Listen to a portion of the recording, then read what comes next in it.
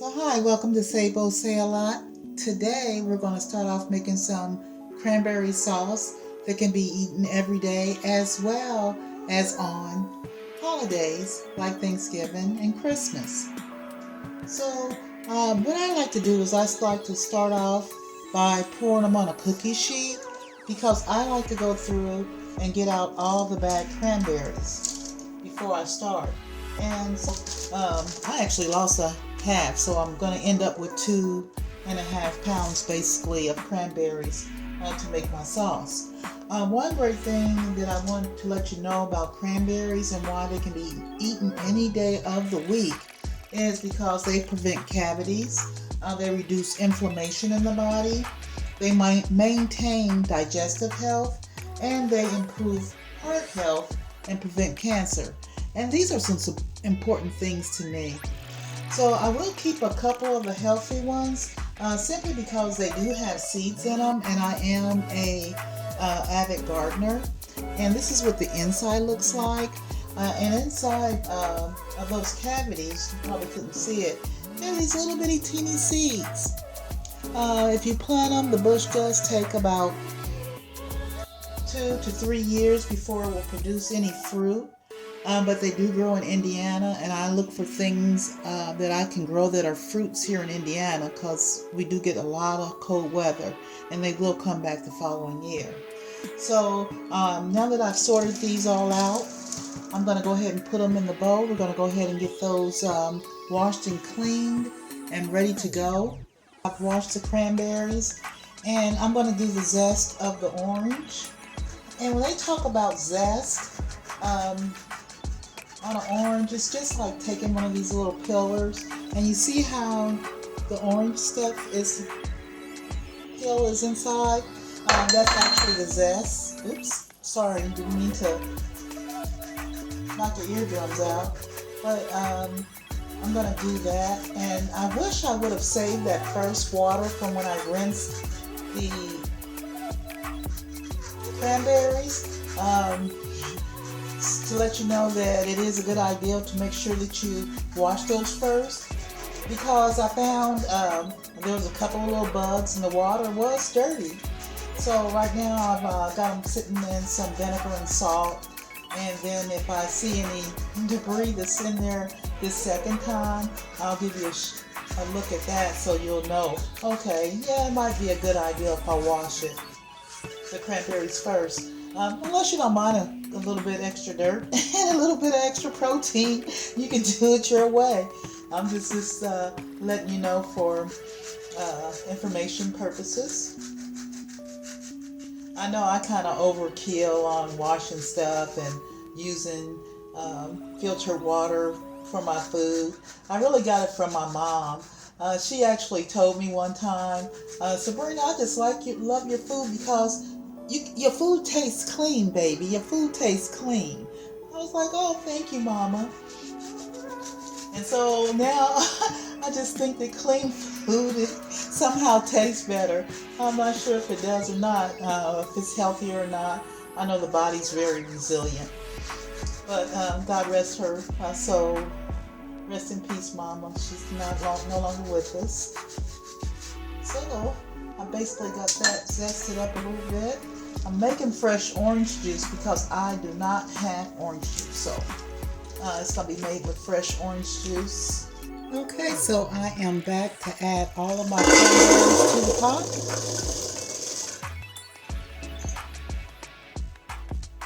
And I went ahead and made some orange juice because I know a lot of new cooks might not know the ratio of, if they don't have oranges and they're using orange juice. But that was 2 cups of orange juice. If you're making it with your own oranges, if you didn't have any orange juice like me, it's 1 part of the orange juice to 3 parts water. So I used a 1/2 cup of the concentrated orange juice to 1.5 cups of water. The next thing we're going to do is to go ahead and add our sugar. I didn't have any regular sugar, so I'm using the sugarcane sugar. that is 1 cup of sugarcane sugar, a half a cup of brown sugar, and let's go ahead and add our cinnamon. I really do like cinnamon. So that's a full teaspoon of cinnamon. And where you have sweetness, you gotta have salt. So we got about 1/4 of a teaspoon of salt, a little nutmeg for our life, 1/8 of a teaspoon of nutmeg, a little bit of vanilla extract to bring out the sweetness. Gonna give that a little stir. Ooh, it looks good already, and it's not even cooking. And for the orange zest, go ahead and get that in there, just to bring out the flavor, give you a little orange, a little citric flavor. Is always delicious. And keep in mind, this is 2.5 pounds of cranberries. And we're just gonna put it on high until we can bring it to kind of like a boil, and then I'll turn it down and we'll let it simmer for the next 15 minutes. So while that's getting heated up, we'll take a little break and come right back. This is one of the easiest dishes. I hope I'm not making it hard by all the washing and everything. This is really fast, easy. If you want to say I'm bringing a dish, this will be the one where you'll have the least amount of work to do. And it will be delicious when you're done. So I'll spend about 3 or 4 minutes on medium high. And I just wanted to let you hear how it actually pops. I probably should have recorded it sooner. But then you'll hear it start to pop, kind of like popcorn. It's not popping as much as it was previously. So I'm going to go ahead and take it down to a simmer for about another 10 minutes or so. Look how it looks. Ooh. They will be begging you to make this. And you can make this anytime as a side dish. I had that extra orange juice, concentrated orange juice from the orange left over. So I always keep containers or bottles whenever I get them because I like to drink smoothies as well. So I added a teaspoon of sugar to it. No, I didn't stir it up well. Let's see.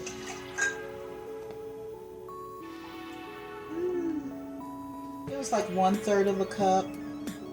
So I added water until it was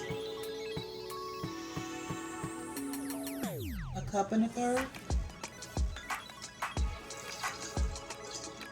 It's kind of fun to watch me make my concoction here. That sugarcane sugar doesn't dissolve as quick as regular sugar.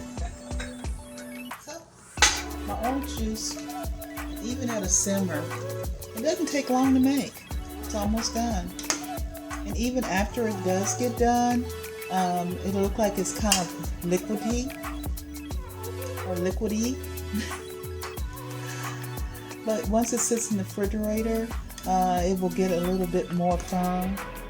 Just to see my sauce, let me show you. It's pretty thick.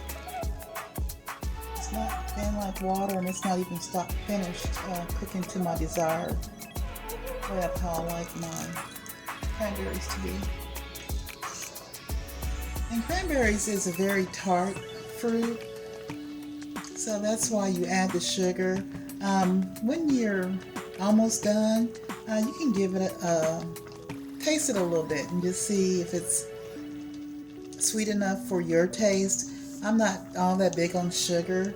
I do like tart things, so if it's a little tart, it's perfect for me.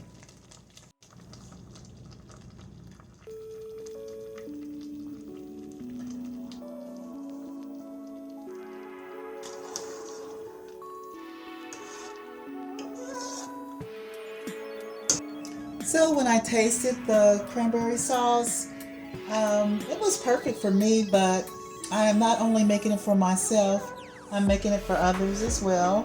So I just decided to go ahead and add another fourth of a cup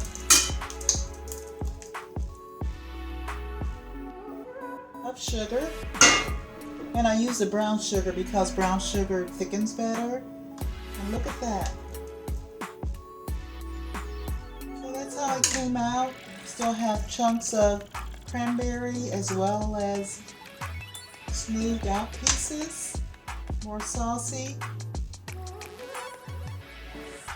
So that's how you make cranberry sauce on a large scale.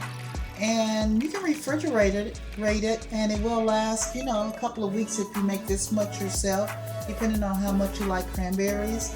You can eat it over pancakes, on biscuits, on toast. You can eat it as a side dish. There's a lot of ways to eat cranberries. So I hope you enjoyed the recipe. If you like to, go ahead and hit the like button for me. And stay tuned for my 3 ways to make deviled eggs.